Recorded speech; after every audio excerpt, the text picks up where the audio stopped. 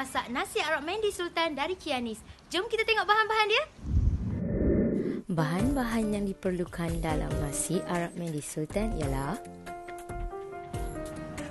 minyak zaitun, sehelai daun pandan, rempah tumisan dan rempah nasi mendi, 2 ulas bawang putih dan 1 biji bawang merah dan secukup garam, 4 ketul ayam dan juga rempah perapan ayam. Diikuti juga dengan 400 gram beras basmati yang harus direndam selama 30 minit sebelum dimasak.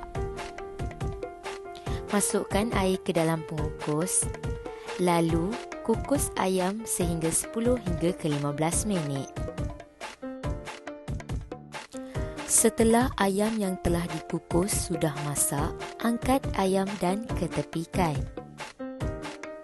Kemudian sediakan pengisar untuk kita kisar bahan untuk tumisan.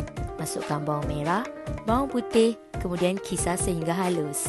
Sediakan kuali untuk menumis, nyalakan api sederhana. Kemudian masukkan minyak zaitun. Tunggu sehingga minyak panas.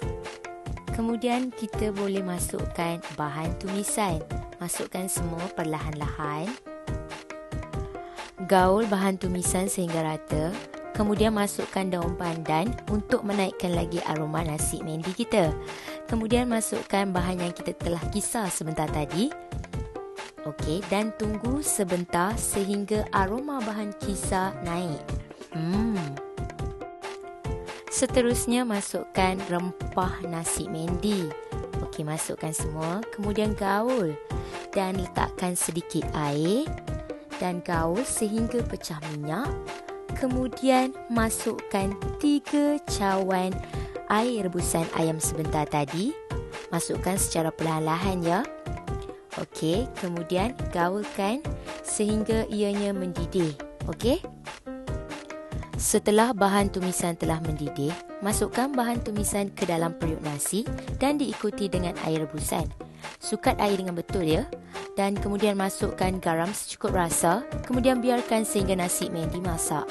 Taburkan rempah perapan ayam di atas permukaan ayam dan sapu pada setiap bahagian ayam. Okey, sapu-sapu-sapu sehingga rata. Cantik kan warna ayamnya? Kemudian sediakan tray dan susun satu persatu ayam. Sapukan sedikit madu di permukaan ayam untuk memberi tekstur yang lebih menarik untuk ayam tersebut. Wow! Bakar ayam pada suhu 180 darjah selama 20 minit. Bancuh bahan kemudian taburkan sedikit di permukaan nasi, kemudian gaulkan sehingga rata.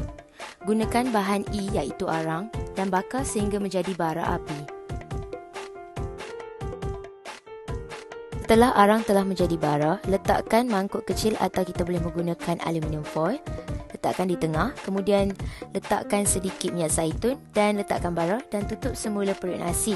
Biarkan aromanya naik dan wangi ya. Bahan-bahan yang diperlukan untuk salatah mendi pula, air perahan lemon, bawang merah, timun, tomato dan garam dan juga gula secukupnya.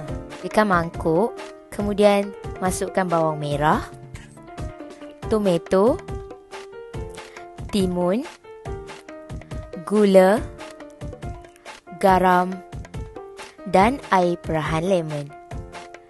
Gaul sehingga rata, kemudian biarkan di dalam peti sejuk selama 10 minit sebelum dihidang.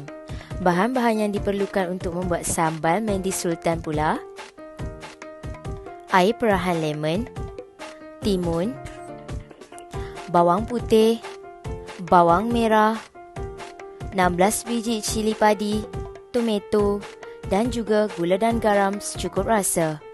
Sediakan pengisar, masukkan tomato, cili padi, bawang merah, bawang putih, timun, garam dan gula dan juga air perahan lemon serta sedikit air untuk dikisar. Kisar kesemua bahan sehingga halus ya. Setelah kesemua bahan telah dikisar, kita boleh menghidangkan nasi Arab Mandi Sultan kita. Cukup untuk dimakan seisi keluarga. Ingat nasi Arab, ingat Mandi Sultan. Selamat menjamu selera. Nyam-nyam. Sedapnya.